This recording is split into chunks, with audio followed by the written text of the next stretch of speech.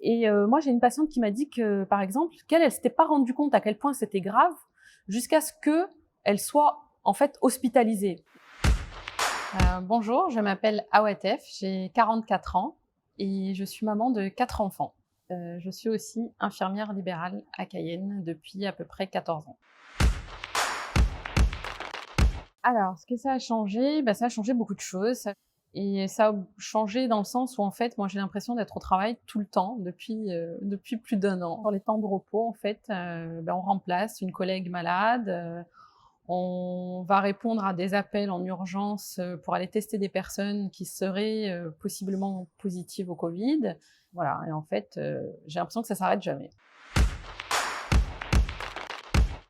Alors moi, au tout départ, c'est vrai que j'étais assez réticente, hein, c'est et puis, moi j'avais vraiment une patiente, à l'époque, qui elle avait une grave, maladie, pulmonaire et en fait elle, quand on lui a proposé la vaccination, elle a pas hésité. D'ailleurs elle m'en a même pas parlé, elle est allée se faire vacciner, puis j'ai vu que ça se passait bien, qu'il y avait pas eu de soucis et puis, pour moi aussi, bien évidemment, je me suis dit: «Bon, je vais aller me faire vacciner». En tant que soignant, on choisit ce métier-là, c'est quand même pour apporter notre aide, notre concours.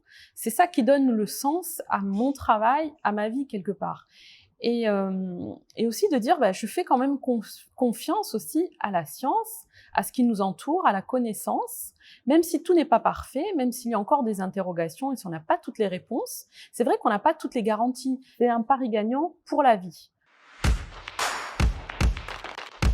Alors moi, très sincèrement, j'ai encore des patients Covid avec qui j'étais encore jusqu'à hier.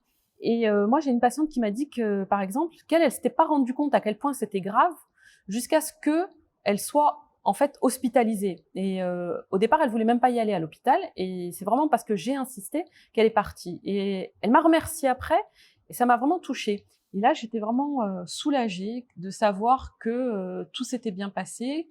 Effectivement, elle a été entubée, ventilée et finalement elle a fini par revenir chez elle.